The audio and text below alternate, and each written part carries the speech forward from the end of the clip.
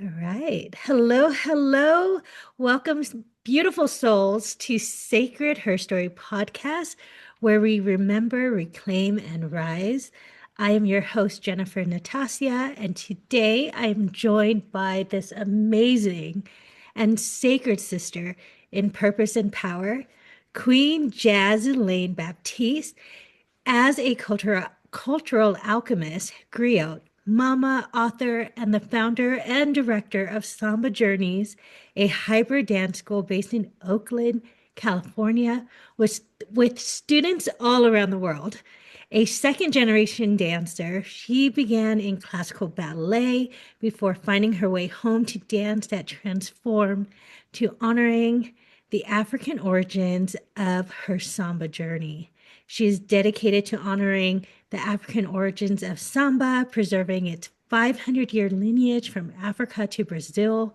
Queen Jazeline is a powerful voice in cultural preservation, ancestral remembrance, and joy-centered movement. Her work bridges dance, storytelling, and healing, inviting communities to connect with lineage, liberation, and the medicine of samba. Welcome, welcome, Jazz. We are so honored to have you here. I'm just so excited to have you here because you're a dear sister. Yes. And so let's jump in. Tell us Yes. about this whole summer journey. I mean, incredible, the African root, and I just, Absolutely. yeah, just Well, be. first, I want to thank you, my dear beloved sister Jen and Atasia. It is such a pleasure to be in space with you and sharing along with your community my story, which encompasses the stories of so many people. And I'm really honored to now fully understand my purpose in my Samba journey and to be a facilitator of ancestral remembrance. So I'll take us way, way back to where it all began in this lifetime, and we'll make our way forward to where I'm at right now. Um, it's so interesting how when we start to remember our own stories, we go back to, but that part was a part of the story that got me here, got me there. For example, your readership and your listeners to know, you and I met on a dance floor in Samba space 21 and a half years ago. So that's just to tell our personal connection. However, Samba entered my heart years before that, years before I ever stepped foot onto a dance floor, and it came through the music. So I know, and sometimes when people hear samba, they think carnival, dancers, feathers, joyous movement, but the music came before that and accompanied it, right? Like the greatest dancers will also have the most beautiful relationship with music and with rhythm. And so it was, I want to say, more than 25 years ago that I was in a listening jam session with my dad. I was in college. So this is again the beginnings of my journey. And we used to always listen to music together. And one day he said, "Have you ever heard of Brazilian jazz?" And I was like, "What? That's not a thing. Like, you're kind of pulling my leg." And he said, "Yes, it is." And he began to play song after song. And I fell in love with the rhythm, the music of samba first. There was something about it that just pierced not only my heart, but my soul. Like, you're familiar to me, and I don't know why, and I want to get to know you better. So it started with music, and my ears, right here and here, were curious. They were provoked to feel that joy in a jazzy way, in an upbeat way, in a soulful way. Mhm. And so I kind of just kept moving through life dancing with that. Like, there was something there, and I can't explain it, but I want more of it. However our paths cross, Right. right? And one fateful night, I always say that I know it to the day. I can remember every aspect of this scene from a movie, but it was Sunday, May 4th, 2003, in San Diego, California. I had had a fantastic day with a friend from work out at the beach. We were just having a girls' day, enjoying the sand, the sun, taking photos of each other. And we said, "This day can't end. What are we going to do tonight?" And I looked up my favorite Latin dance club, which I used to go social dancing for salsa dance, which had been my love before I reconnected with samba. And it said Club Brazil. And there was something in the eyes of the girl that took me back to pictures I had seen in that music listening session with my dad some years before. And I'm like, she looks like she's having fun as a lifetime experience. So I want to go. And I went there, and I will never forget that night because every single part of that night changed the trajectory of my life. From walking in and being greeted by people like welcome, as if they had been waiting for me, which is very much how I feel every time I enter into samba, genuine samba vibrational community and space. And there was a dance teacher who was moving her hips, and you just move like this. Her name is Maria Lane. She's one of my very first samba teachers, and her joyous energy I felt was more than just in the shaking of the hips. There was something just exuding out of her heart and her soul, and I was hypnotized, literally that hip and hypnotized by her energy and her vibrancy. And then after her came this smooth, sensuous, sauntering being, Christine Portela, who's like, now we're going to take you to Bahia. I didn't even know where Bahia was. Now it's a second home to me, a reconnection central for me. But at that time, I had no idea. And it was the way she was so cool and calm and connected. And she was playing music where I could hear the percussion, but also it was like, oh, we're supposed to be having fun. This is a celebration. And she would say, the women in Bahia, they don't just walk, they walk. And I was like, oh, I want to walk like them. You know, so these two women from the very first night, I'm like, what is this? Where am I? And everyone acts like I was supposed to be here all along. um, Unbeknownst to me, right? I was supposed to be there all along, but that was the night. Then the DJ, the teacher said, let me introduce you to my friend, the DJ. And he goes, oh, did you like that song? Let me play this for you. And so already I'm being drawn into a deeper portal with the music. And I'm like, oh, I think I'm falling in love. If you've ever been in love and you feel like the butterflies rising, you feel your heart beating faster. This was happening for me. And I'm like, what is this amazing, like, moment that's happening? And I'm connecting, and it's like they've all been waiting for me. And then at 10 o'clock, a live band came on, and it was percussion first. And I felt that doom, and something awakened in my soul, like root chakra activation. I'm like, woo, huh? Ooh, yeah. Yes, right. I'm like, huh? Oh, and I'm trembling. I have goosebumps right now, but I'm like, wow. Oh, and I felt like I was in a trance for the rest of the night because I was returning. I was returning to something familiar that I didn't know I had been missing or had not been as connected to, as rooted into up until that point. And then every Sunday for the next 6 months, you could find me on that dance floor without fail. They knew me from the top of the stairs to the doorway to the bar to the bathroom. Everybody knew me. They knew they would expect to see me. And I wasn't coming for the people as much as I was coming for that feeling, that connection, that there's something deeper here and I have to be here so it can find me, so it can see me here. Um, and everything I will say growing forward from that 22 and a half years ago has been what spiritual people would say it was destiny. There was no way I could have missed this path and this reconnection in this lifetime because everywhere I went, it met me. Samba is what I'm referring. Samba met me everywhere I went in all of its forms. You know, I got invited to start performing. I thought, no, not me. I'm just here having fun. And they said, you would be great. And if you spoke Portuguese, you would be an even better samba dancer. And I already had been practicing Portuguese on my own, studying little by little. So it motivated me to start to study. And then I thought, but if I understood this culture better, then I can actually go there and have an experience. And you and I actually met up in Rio for my very first Rio Carnival experience in February 2006, which I'm coming up on a 20-year anniversary to that in like 3 months, which is, it's mind blowing because it doesn't feel like 20 years ago of my lifetime. And I remember the excitement and the preparation. I was like, I've been preparing for this. This was the image my dad showed me years before that made me say, I want to know more about those people, about this samba. And I went and fell more in love with not only samba as a dance, as a music, but as a culture and as a lineage connector for the many um, ancestors with origins in Africa, but also with origins in Brazil. And I'll talk about that a little bit forward when we get into my book, because there's so many indigenous tribes that held the very grounds of Brazil that contribute to also what is samba culture and storytelling that many people don't know about. And I feel honored as a griot and as a storyteller of ancestral remembrance to bring their stories forward. So for me with samba, I knew it would be short lived. I'm going to say this, and Jen, you'll understand. I knew the performance excitement would be short lived for me Mm. because of what my initial experience was.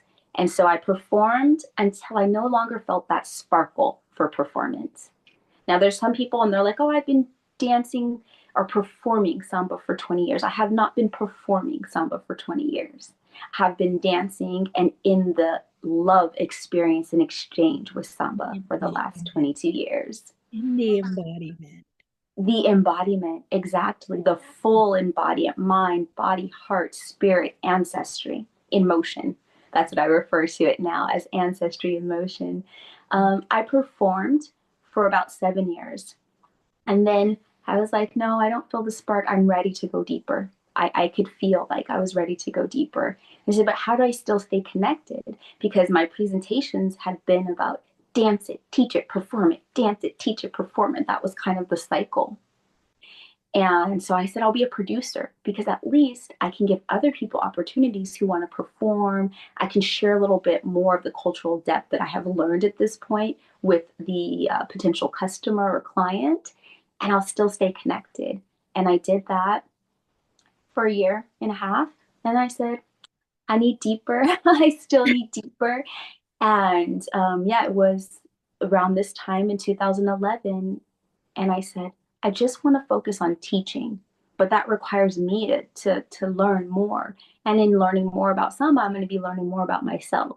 And that's an interesting thing when you dive into deeply rooted cultural um, traditional forms that have, again, stories, because everything from Africa is oral tradition. And the way for it to be oral is you have to sing the song and you have to embody the stories. And so you have to move. There's not a book that you read, and it's not only an album that you listen to. You have to continuously be sitting at the feet of elders. You have Mm. to continuously be in the kitchen watching. Oh, she put garlic in this time.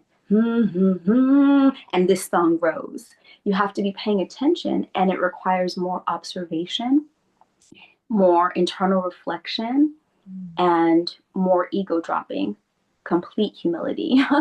In yeah, Everything you're saying is just amazing because I was part of that journey with you when you yes, started as Baptiste production, but the whole part of how you're bringing in the cultural part and the indigenous, and I've also kind of studied a little bit with the native, here in North America. And there's something about these drums, right, that tells a story. But then how you were even digging, like by watching and listening, because you can just sit like with the elders, you sit with the elders. There's no word saying, but there is a transmission, an energetic transmission. And so everything you're saying is resonating so, so deep because we think we always need to talk and it got to go back and forth for communication. But here you're like observation, being in it. And in your case, you were immersed in all the samba rituals and richness of the culture. And it's incredible. Continue on with all that you're saying because I'm just feeling this so like deep because I yes. remember when I first saw you on the dance floor and I was like, yeah. And I thought you were native Brazilian too. And you're like, no, I'm jazz. And Yes. your beautiful spirit and soul just always so inviting. So here you are bringing this rich culture. And bringing us all to this remembrance because we're all so deeply connected. It doesn't matter the culture, but you feel it deep down for whoever has listened to samba, right? Yes, yes, yes. Yeah, so I'll, and that's, yeah, we're gonna keep going in the journey. So where we're at in my timeline now is entering 2012 because it was also a year of a pivotal choice. And I think it's really great to share this with other people. Like our sharing our stories is medicine. Storytelling is medicine. It liberates others to say, you know what, I can do that too. I've had that inkling, not in my mind, but in my heart and my soul. And I think I'm going to just follow it and trust it. And coming into 2012, I said, I just want to teach, but it was all these things like I have to get deeper than just studying the language of Portuguese. And that is when I did my research and discovered that samba is not a Portuguese word. Ha! Of course, it's an African word, um, but not very many people know that outside of who is really rooted in the studying of it. But it is an African word from an African tribe of people from Western and Central Africa, from the Yoruba tribe of people. Samba, Samba, is derived from a word called mesimba, Mesemba. Even in Europe and parts of Africa, they refer to samba as Simba. Sounds like that. And mesimba means to pray. Mm. And when I found that out 14 years ago, I'm like, oh, this is the thing I have been. Yes, I'm like, oh, that's what I felt. That's what I felt that first night. This explains everything to me for the last 7.5 years. For when I was in Rio and I was literally like, I'm not here.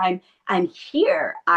That transcendence with the music and the incantations, really feeling spiritual beings around me as we were moving in the avenida and in the samba schools. I was like, yes, samba means to pray. And for the last almost 14 years, every day when I connect with samba, I'm like, what is my prayer? Oh my God, This is my prayer. so deep. Right. And so when I know I'm getting goosebumps again, but it's like connection with God and connection with our ancestors, those who lived and survived before us, so that we can have an opportunity right now to thrive, to be their wildest dreams come true, to be their biggest prayers come true. It is humbling Mm. to be in that remembrance. And Samba has been that portal of ancestral medicine connection for me. So when I share Samba now, I remind people I'm not your teacher. We are always teaching and learning things with each other, but I am a facilitator. I open myself up as a vessel to be a portal of the storytelling, how ancestors will move, but I'm a facilitator of ancestral remembrance. So when I hear the music, it's not just music. There's people attached to those songs. When I hear those drums and my body begins to move, I'm like, ooh, this was a part of where I've been before, where I am and where I'm going.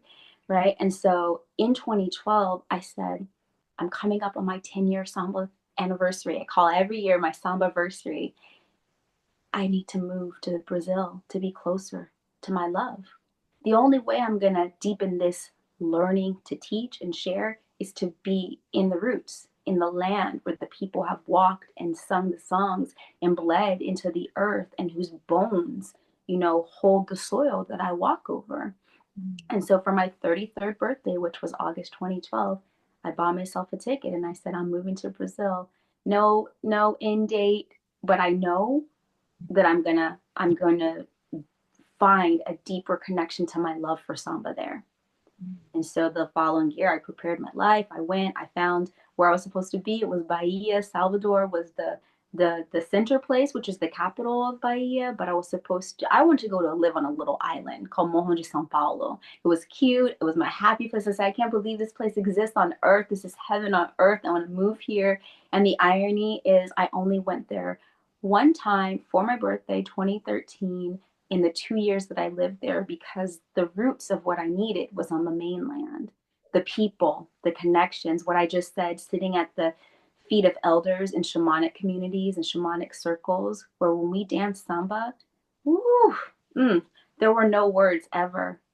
Mhm. There was the drums, and literally I got taken up in spirit in that movement and that connection.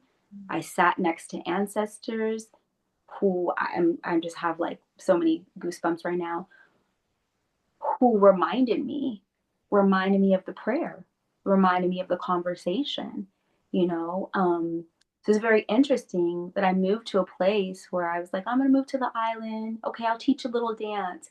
And so much was waiting for me, so much. Um, I get emotional every time I think about it because there's no other way I could have heard what they had to tell me if I was not there. I had to be there, and I had to be quiet, and I had to be still. I walked on the along the beach on the ocean. I could never just walk. The Imanja, the goddess, she always called me. I always found myself literally twirling into the ocean, and there I would stand, and a wave would wash up, and a story from an ancestor would come into my remembrance. What the waves washing over my feet. Mm. And I'm like, ooh, so then when I hear a song to Yemanja, I'm like, ooh, oh yes, because you gave me that story back, right? And so my embodiment is different now because of how the story entered and how it came to me. And there were times when I would be in the kitchen with my friends and they were making stuff that I'm like, my grandma in the United States, she used to do that ritual. Gosh. And she's never been here and you've never been there, but we have, boom, I'm having this ancestral DNA Right. explosion Yeah. right now. Indigenous. It's I'm in the like, blood. wow, It's in the DNA. it's in the DNA. And they would see me similar to when you first met me, and they're like, you dance samba better than we do. And I said, I don't think it's better. I think I'm open to the connection, and I'm open to this relationship of prayer. Connection. Yeah, that is so deep. I love that. Right. And I'm like, okay, I'm here. I'm receiving, I'm integrating. And so those 2 years living in Brazil, very specifically, I want to tell people in Bahia, which is the home place of samba. The direct line of the transatlantic slave trade is Accra, Ghana, the point of no return, straight across to Salvador, Bahia. It's just one straight line. And so Salvador was the first slave port, the first port for enslavement for all European and American transatlantic slave transactions. Mhm. And it also was the first capital of Brazil. And so when people think again about samba, they want to go to Rio and Carnival, which was a great experience. But I knew where I needed to be was there. Um, and again, 2 years was like 20 years of living. And so a lot of stories came to me in the air, in the water. I would say that. Like people ask me, who were your teachers? I was like, the ocean, because it's true. The fire when I would be in shamanic ceremony and the fire was dancing and grandmother's wisdom was coming to me like rapid fire into my heart and my ears. I'm like, oh, I got it, I got it, I got it, I got it, I got it, I got it. Boom, boom, boom, boom, boom. Right? And so when we hear the music, boom, boom, boom, boom, boom, my body knows how to respond. I Mm. don't do that 5, 6, 7, 8 because rhythm is not a count. It is a conversation. And I understood why I was supposed to be barefoot, connected to the ground, how we see bayanas. We see images here, and people, oh, you're just going to do this little bayana show. But no, it's nothing like that. I wore the skirts where people worked, picked the vegetables from the ground, rolled it up in there, held babies in that, wiped tears with that. I understood the power of the skirt in such a different way. I really did. Mm. The head wrap. Now people who've known me for the last 11 years see me with the wrap and they say queen, but it was there while living in Salvador, Bahia, Brazil, where I saw these women with their head wraps. And I remembered, lift your crown, lift your eyes. You are a queen. Walk accordingly, live accordingly. Mm. I just saw this all around me. And not just females, but also males, people who were in spiritual connection to keep your crown lifted. And so I started rewrapping my hair. I didn't even know how. My friend, he's a music ethnologist. He said, even the way you wrap your turban this way says the tribe of people that you're from in Africa. I was like, wow, Mm. I didn't know that. So that decision 13 years ago, 12 years ago, 10 years ago, prepared me for what has been my experiences over the last 10 years. I returned to the United States because I was homesick for my mom and my sister. I love the tropical weather. I love living on the beach. I loved what I was receiving. And also, everything that I was receiving said, now you need to go back, which is a very interesting thing when you're not fully ready, but you understand the assignment. And I understood, okay, I have received enough Mhm. to go back. Yeah. And Well, I came back and I started Samba Queens Academy in San Diego first, because again, San Diego was where I reconnected with Samba in this lifetime. And I was traveling all over the country doing workshops. Samba Queens Academy Atlanta, Samba Queens Academy Oakland, Samba Queens Academy New York. And it felt good. Like, I've always dreamed of having a dance school in different places, and it's Samba, and I love Samba, and it brings me so much joy and it makes me so happy. And again, I was in that, and Samba was preparing me for motherhood, which is a whole nother journey, a deep and profound journey that, again, I wouldn't have arrived to in the way that I did as the mother I am without Samba being my guide, my ancestral guide, my medicine connection, that portal. And so, even as I'm preparing now to write this book, it includes me at um, 23 going on 24 with the like bright eye, bushy tail excitement of Samba. Me moving to Brazil at 33 going on 34 with just, I'm so in love with Samba. It gets deeper and stronger. I know I'm supposed to get something here.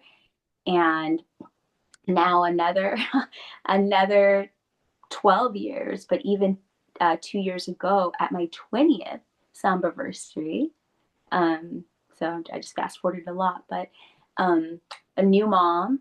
yeah. We will Hmm? have part two. We'll have a part two. Just Yeah, put it in there. I fast forwarded like some years, but I prayed to the ancestors. Remember, Samba is my daily prayer. It's my daily medicine. And I said, what do I do next? Right? I've performed, I've taught, I've choreographed, I've produced, I've done all those things for a dance career that seemed good, but this was never about the dance career. It was never about the performances. It was about the depth of connection. Mm. And the ancestors said something to me so simple. They said, share the roots. This was 3 years ago. As I was preparing for my 20th Samba verse, I said, okay. And because I remained obedient, the blessings and the protection and the coverage and the sacred honoring of me to receive their stories has continued. So that was the birth of Samba Journeys. Samba Journeys was birthed in January 2023 as a way to establish, like, this is going to be an ancestrally rooted Samba dance school. Everything from here will come with humility and respect and reverence to our ancestors. I will facilitate ancestral remembrance. I will pay it forward to the seeds of Samba, those who are being birthed in the next generation, who will carry forward 4 more years the stories, the songs, the prayers, the dances, the community, the culture. Mhm. I will remove myself, which is an interesting thing too. Again, when you have a certain image and trajectory, I'll remove myself and I will allow the ancestors to be the stars and move forward. And so for the last almost 3 years now, I've been sharing Samba Roots as a workshop, as a course this year. I was so honored. I was able to share. It's a 5 month long, 20 class, 30-hour course. I shared it online with an international student base from the UK, from Japan, excuse me, and also here in California. Something's moving. Yep. Something's moving out. Um, so being able to share in an embodied way that is not similar to other ways in which um, people may experience Samba has Mhm. been such a joy and such a pleasure. And even this summer, I was able to facilitate my first Rooted in Samba in person retreat, where I got to really go deeper in what it means to be in Samba circle, Samba Jihoda, where Mm. we built an altar and we had pictures of our ancestors there. And we opened the ceremony and we welcomed them into the space with libations, pouring out water to remember everyone known and unknown. We prepared a plate of food for them that was pleasing to them. And then we began to dance in the space with them. So there's an invitation for a lot more of that, which we can talk about in part two. Yeah, we're going to be talking a lot. And you shared so much, and I do want to hear more about how Samba um, was involved in mamahood because you mentioned it a bit. So we're going to close here because Yes. it's so rich, and the next one is going to be a lot longer because I want to hear it all. Like, also, there's more in your, with your book that you are writing and ready to come out. However, for in closing for today, because oh my gosh, you just shared so much richness, so much so many things for us to really look into, our ancestors, and for me, I'm at a point where we're all related. So everything is with the samba in prayer is, we can all relate to. But in closing, beautiful Queen Jazz Elaine.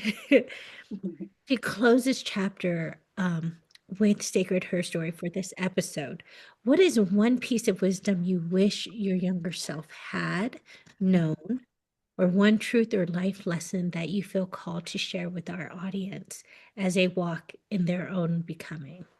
Absolutely. It's going to seem simple, but it's so profound. And I would say, trust your journey, right? Trust your journey. I love. Mm-hmm. Thank And that means a lot. And just leaving it at that, I think just says a lot too. It's for us to figure that out, right? Yes. And to walk it in our journey. Yes. Thank you. And Thank thank you so you. much, Jazz, for honoring us with your present. And we will be having part two for sure. And reminding us to remember our ancestors. Remember our journey is beautiful and it's so sacred. Yes.